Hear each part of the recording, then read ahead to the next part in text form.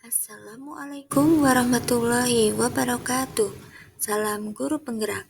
Saya Futihan Nurrohmah, calon guru penggerak angkatan 8 dari TK Jatipuro II, Kabupaten Karanganyar, akan memaparkan aksi nyata modul 1.4 tentang budaya positif.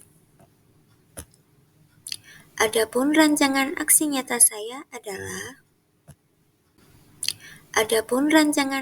dimulai dari latar belakang. Tujuan pendidikan adalah menanamkan nilai dan budaya agar murid memiliki budi pekerti yang baik sesuai dengan kodrat anak. Untuk menanamkan nilai dan kebudayaan pada murid, maka guru perlu menerapkan budaya positif di kelas dan di sekolah sesuai dengan kodrat anak. Adapun tujuan aksi nyata saya adalah terwujudnya murid yang memiliki budi pekerti yang baik dengan menerapkan budaya positif. Adapun tolak ukurnya adalah 1. Terwujudnya keyakinan kelas. 2. Penerapan segitiga restitusi dalam mengatasi siswa yang bermasalah. 3. Menerapkan peran kontrol sebagai manajer dalam menanamkan karakter. 4. Menemukanali kebutuhan dasar. Adapun lini masa tindakan, langkah-langkah tindakan yang akan dilakukan adalah 1. Menyusun perencanaan. 2. Meminta dukungan dari kepala sekolah untuk merealisasikan rencana. 3. Membuat kesepakatan kelas. 4. Melaksanakan segitiga restitusi di kelas B bagi siswa yang melanggar keyakinan kelas. 5. Menerapkan peran kontrol manajer ketika melakukan restitusi. 6. Menemukanali kebutuhan dasar siswa yang melanggar keyakinan kelas. 7. Meminta murid membuat refleksi setelah mengikuti segitiga restitusi dan meminta umpan balik dari murid, kepala sekolah, dan rekan sejawat. 8. Berbagi pengalaman praktik baik dalam menerapkan budaya positif kepada rekan sejawat.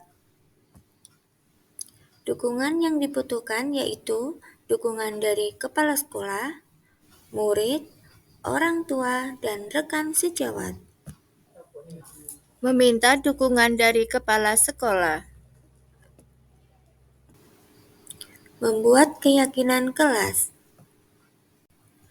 Guru bersama siswa membuat keyakinan kelas. Adapun langkah-langkahnya adalah 1. Berdiskusi tentang peraturan. 2. Merumuskan peraturan menjadi keyakinan. Dan 3. Menyepakati keyakinan kelas. Melaksanakan segitiga restitusi. Halo Mbak Lintang. Mbak Lintang tahu tidak kenapa dibawa ke sini? Kenapa? Mbak Lintang kenapa tadi saat jam belajar makan di kelas?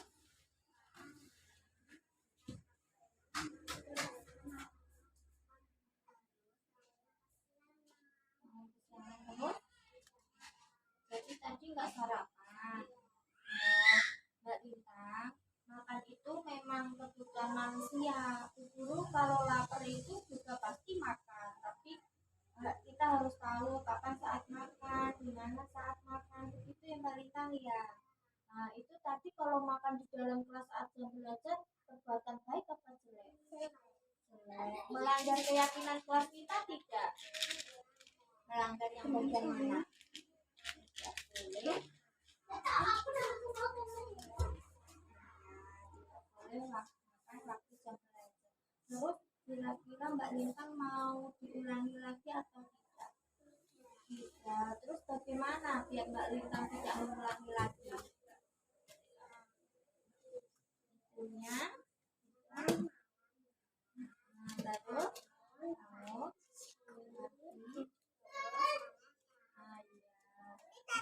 Mbak Lintang besok pagi jangan lupa saran. Oke.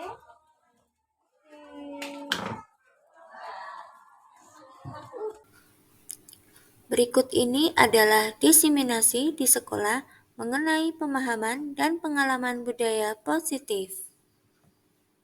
Bismillahirrahmanirrahim. Assalamualaikum warahmatullahi wabarakatuh. Waalaikumsalam warahmatullahi wabarakatuh. Kepada yang terhormat Kepala TK Jati Pulau II Ibu Sri Wahyuni, kepada teman-temanku semua, rekan guru yang saya cintai dan saya banggakan. Pertama-tama, marilah kita panjatkan puja dan puji syukur atas kehadirat Allah Subhanahu wa taala yang mana telah melimpahkan rahmatnya kepada kita semua sehingga kita bisa berkumpul di TK Jati Pulau II ini dalam keadaan sehat walafiat. Sebelumnya saya mau mengucapkan terima kasih atas kehadiran Ibu Guru semua yang sudah meluangkan waktu. Pada kesempatan kali ini saya akan memaparkan tentang penyebaran pemahaman dan pengalaman penerapan budaya positif. Ini sebagai tugas saya pada modul 1.4 tentang budaya positif. Di guru penggerak ini saya sudah sampai pada subtopik yang terakhir, yaitu modul 1.4 ini. Di modul 1 itu ada 4 subtopik. Yang pertama ada 1.1 itu tentang filosofi Ki Hajar Dewantoro. Yang kedua ada nilai dan peran guru penggerak. Yang ketiga ada visi guru penggerak, dan yang terakhir ini budaya positif. Sebelumnya mungkin Mbak Ibu semua sudah pernah mengetahui tentang budaya positif, Bu?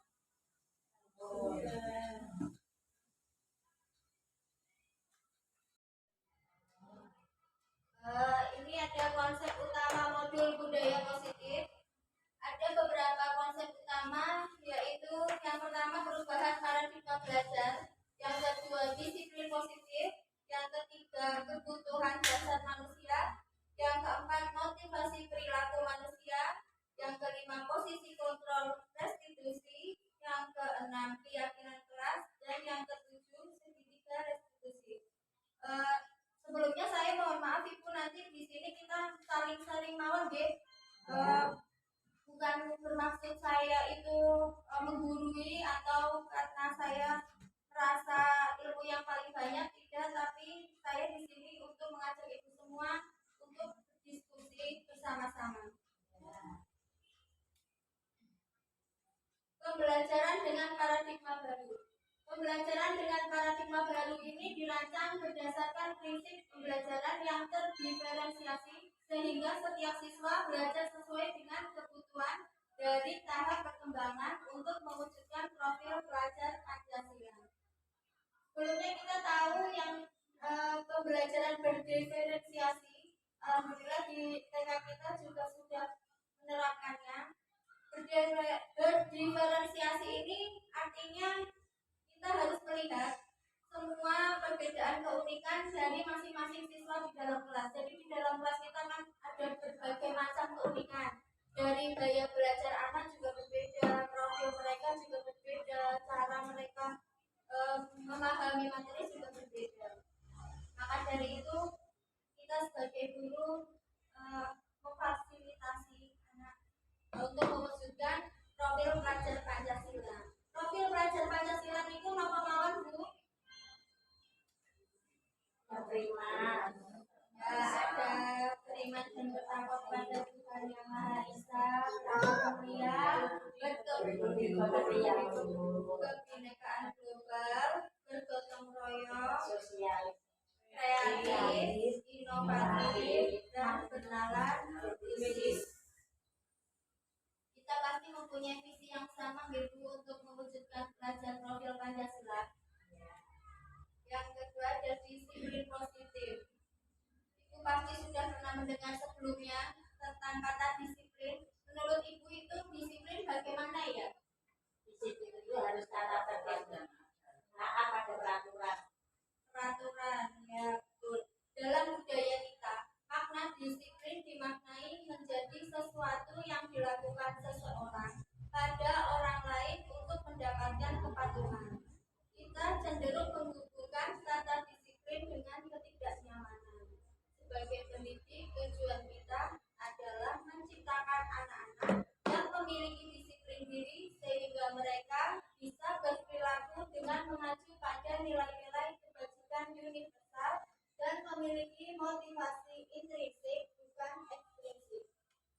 Disiplin positif merupakan salah satu cara penerapan disiplin yang bertujuan untuk menumbuhkan kesadaran serta memberdayakan anak untuk melakukan sesuatu tanpa sokongan, ancaman maupun hukuman. Jadi harapan kita di sini dari modul yang saya pelajari bahwa sebuah disiplin itu lahir dari dalam diri siswa, bukan karena dia terpengaruh dari peraturan. Misalnya ada siswa, saya takut dihukum, saya kalau melanggar ini nanti akan kena hukuman, seperti itu. Tapi yang dimaksud disiplin positif di sini adalah disiplin yang diterapkan dari dalam diri siswa tersebut. Berarti siswa itu sudah tahu, sudah sadar yang sikap yang dia lakukan untuk melaksanakan bertanggung jawabnya, nanti anak bisa berpikir sendiri. Dari disiplin positif tadi, pasti kita mempunyai kebutuhan dasar yang melatar belakangi tingkah laku kita. Yang pertama ada bertahan hidup. Itu kebutuhan fisik, kebutuhan fisiologis. Bertahan hidup itu berarti kita memerlukan sandang, ya, pangan, papan, seperti itu. Yang kedua ada kasih sayang dan rasa diterima. Misalnya ada anak, kan kita kadang menemui anak yang cari perhatian karena anak tersebut merasa saya butuh kasih sayang dan diterima di lingkungan mereka. Yang ketiga ada penguasaan. Penguasaan itu pasti kita kadang juga menemui anak yang ingin berkuasa di kelasnya, ingin menang sendiri. Yang keempat ada kebebasan. Anak juga butuh bebas, kita juga butuh bebas. Bebas di sini tetap positif gitu, tidak ingin tertekan seperti itu. Terus yang terakhir ada kesenangan. Ada kesenangan itu juga kita semua juga butuh bersenang-senang. Dari kebutuhan dasar tadi, maka timbullah motivasi perilaku manusia. Motivasi merupakan dorongan yang timbul pada diri seseorang secara sadar dan tidak sadar untuk melakukan suatu tindakan dengan tujuan tertentu. Beberapa motivasinya antara lain menghindari ketidaknyamanan dan hukuman. Murid melakukan disiplin diri karena ia takut dihukum. Ini merupakan motivasi ekstrinsik. Mendapatkan imbalan atau penghargaan dari orang lain. Murid melakukan disiplin diri karena ia mendapatkan imbalan. Ini juga merupakan motivasi ekstrinsik. Menghargai nilai-nilai kebajikan diri sendiri. Murid melakukan disiplin diri karena sadar akan nilai-nilai kebajikan dirinya. Ini merupakan motivasi intrinsik. Jadi mending motivasi ekstrinsik atau intrinsik, Bu? Ya betul, motivasi intrinsik karena motivasinya timbul dari dalam kita sendiri. Kita sadar apa yang kita lakukan dan bagaimana cara kita bertanggung jawab untuk menyelesaikan permasalahan kita. Konsep disiplin dengan identitas gagal. Ini yang pertama ada hukuman. Jelas ya, Bu, kalau hukuman itu pasti yang pertama akibatnya menyakitkan, anak juga merasa tidak nyaman, murid menjadi takut, terus agak memaksa, Bu, ya, soalnya kadang anak juga tidak pengen dihukum tapi karena suatu hukuman. Lalu murid menyembunyikan kesalahan karena takut dihukum tersebut, akhirnya muridnya tidak jujur karena takut dihukum. Lalu murid merasa rendah diri. Ternyata, Bu, penghargaan juga merupakan identitas gagal. Yang pertama itu menjadi tidak efektif. Penghargaan itu menjadi tidak efektif dan merusak karena mungkin ada dua orang kok, yang satu dikasih hadiah, yang satu mungkin. Lalu mematikan kreativitas juga karena aku udah segini aja dikasih penghargaan, dikasih hadiah, berarti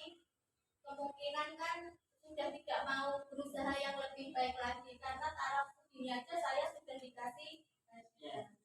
Lalu menghukum dengan sistem ranking itu juga sebenarnya mungkin nanti berakibat seperti yang tidak dapat ranking atau rankingnya di bawah sendiri. Orang tua juga kadang bisa merasa gagal dalam mendidik atau yang tidak mendapatkan ranking itu juga bisa terjadi sendiri.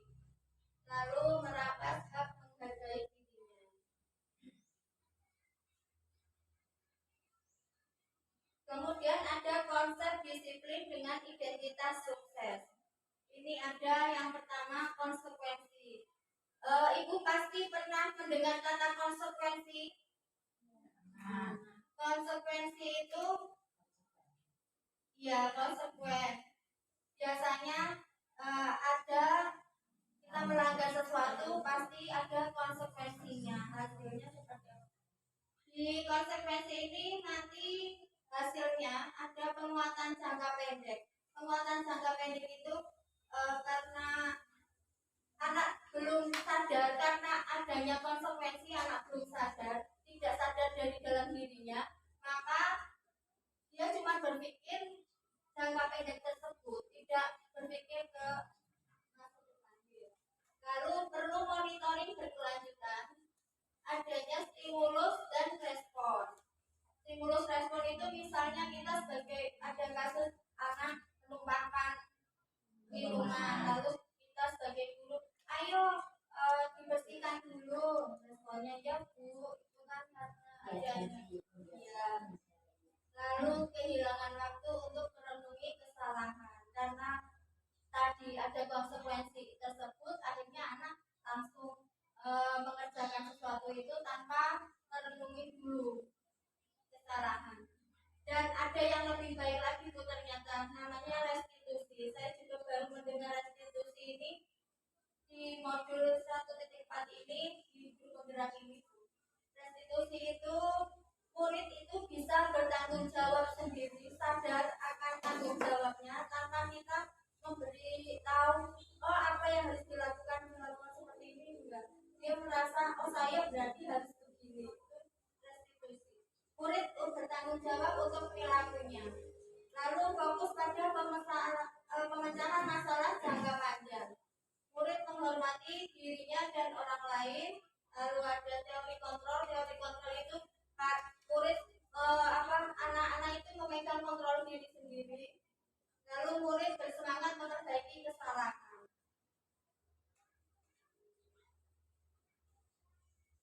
Nah, tadi kita sudah mengetahui tentang restitusi. Konsep disiplin pendekatan restitusi itu sebuah cara menanamkan disiplin positif pada murid. Pengertian restitusi adalah proses menciptakan kondisi bagi murid untuk memperbaiki kesalahan mereka sehingga mereka bisa kembali pada kelompok mereka dengan karakter yang lebih kuat. Itu menurut dosen 2004. Dan ciri-ciri restitusi yang pertama, bukan menebus kesalahan, namun belajar dari kesalahan. Yang kedua, memperbaiki hubungan. Yang ketiga, tawaran bukan paksaan. Yang keempat, menuntut untuk melihat ke dalam diri. Yang kelima, mencari kebutuhan dasar yang mendasari tindakan. Lalu fokus pada karakter bukan tindakan. Dan menguatkan dan fokus pada solusi. Ini perbedaannya bu antara hukuman, konsekuensi, dan restitusi. Ini misalnya ada contoh kasus siswa sering tidak mengerjakan tugas. Kalau hukuman, guru menghukum siswa tersebut misal dengan hormat bendera 10 menit. Jadi untuk hukuman itu tidak ada sangkut pautnya dengan siswa yang mengerjakan tugas tadi, itu namanya hukuman. Anak tidak mengerjakan tugas, hukumannya hormat bendera 10 menit. Jadi tidak ada kaitannya itu. Kalau lalu guru marah, siswa menjadi takut. Kalau untuk konsekuensi, guru memberikan konsekuensi untuk mengerjakan tugasnya saat istirahat. Itu masih ada kaitannya dengan contoh kasus yang tadi, siswa sering tidak mengerjakan tugas. Jadi konsekuensinya mengerjakan tugas saat istirahat itu masih ada kaitannya.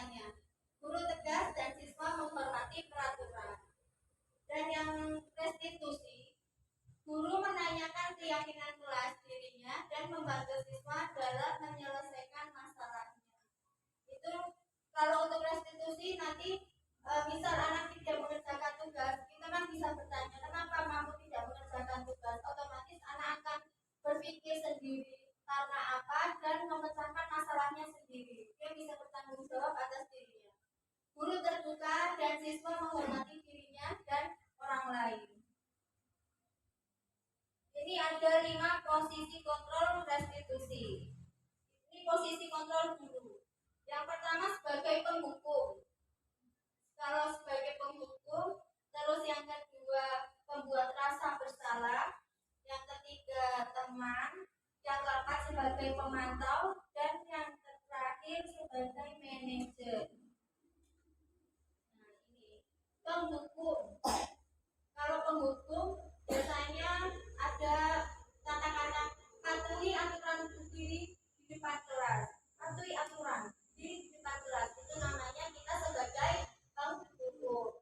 Kalau untuk pembuat rasa bersalah, ini ada contoh kalimatnya. Berapa kali Bu Guru harus memberitahu kamu? Bu Guru kecewa sama kamu sehingga anak menjadi merasa bersalah. Lalu ada sebagai teman.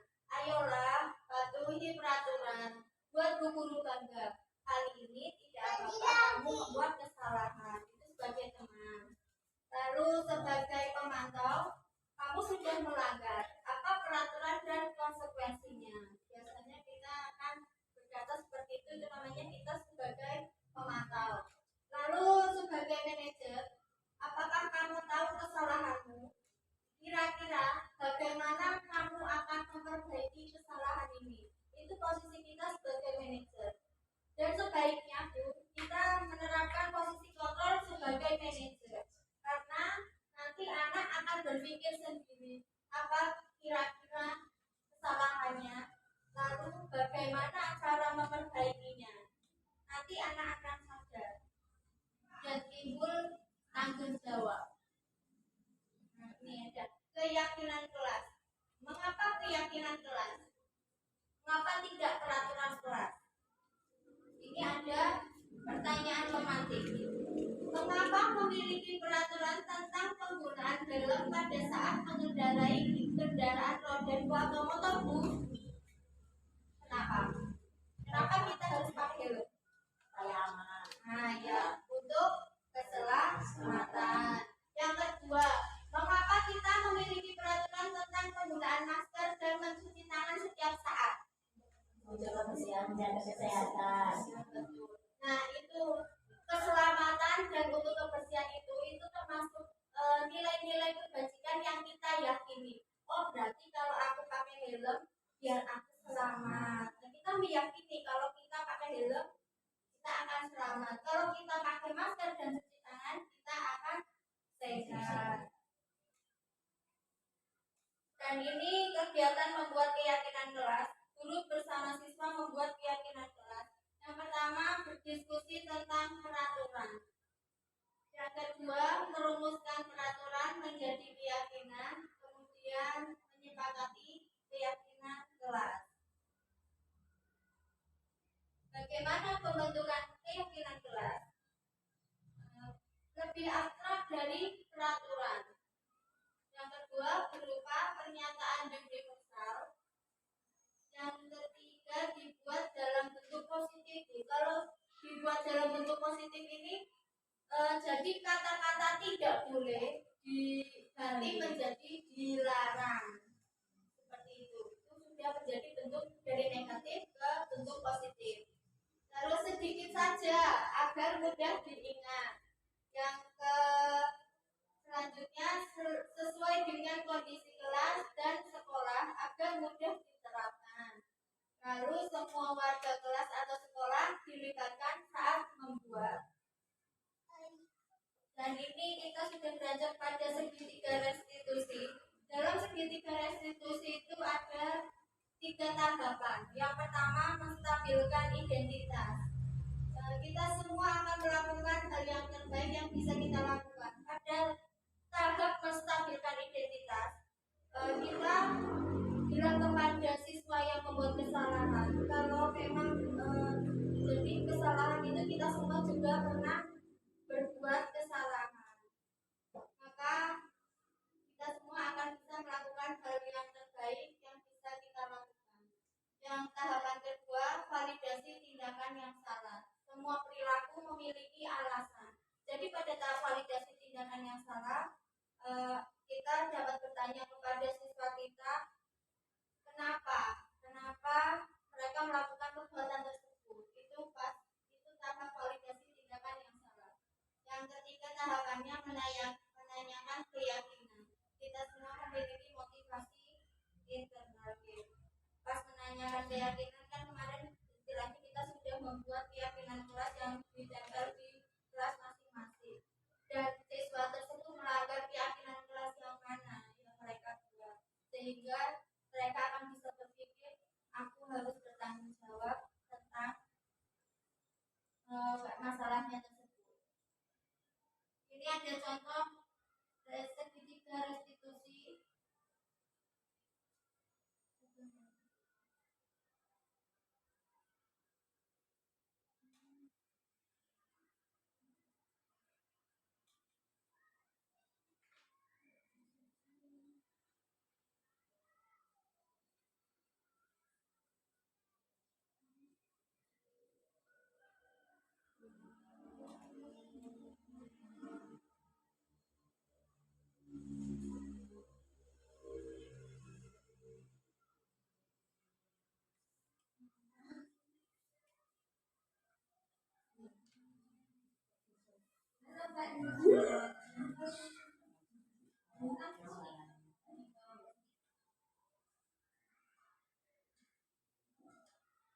Kemarin ini kasusnya anak makan di kelas saat pembelajaran.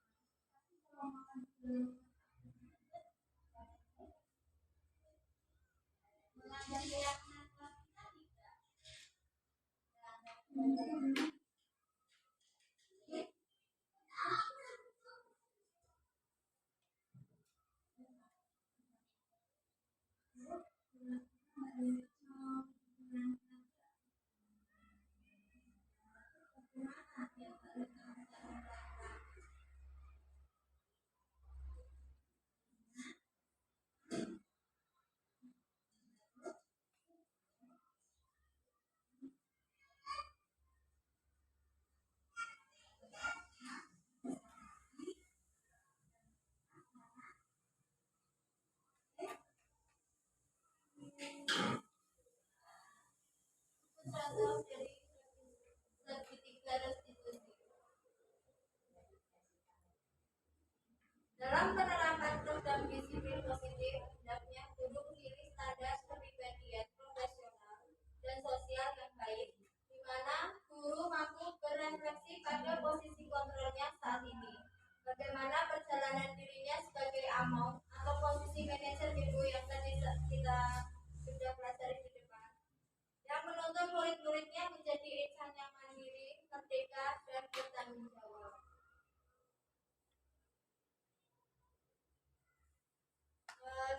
Semoga sesi belajar kita hari ini membawa manfaat dan mewujudkan peserta didik yang berprofil pelajar Pancasila.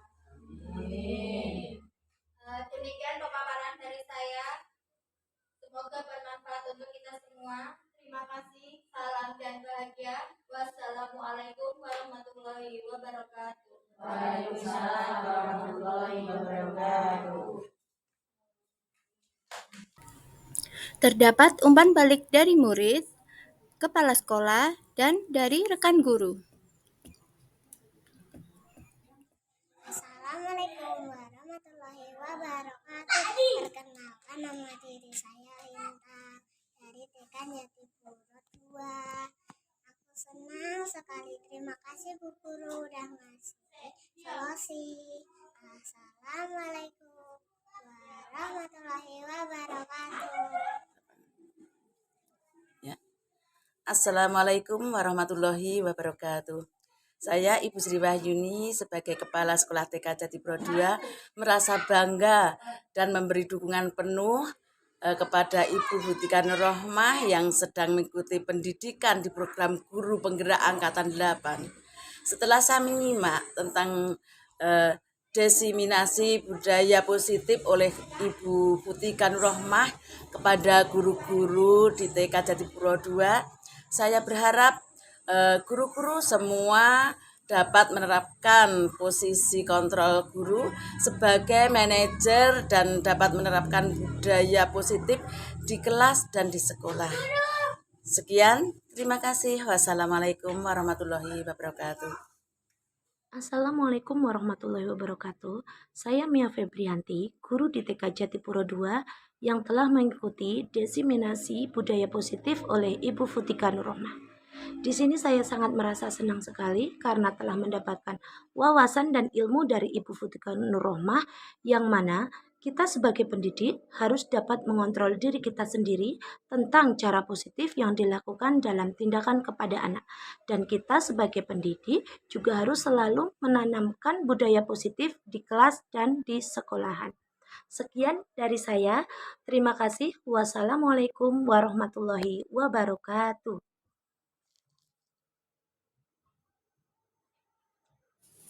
Adapun refleksinya, adapun refleksinya, adapun refleksinya, adapun refleksinya, adapun refleksinya,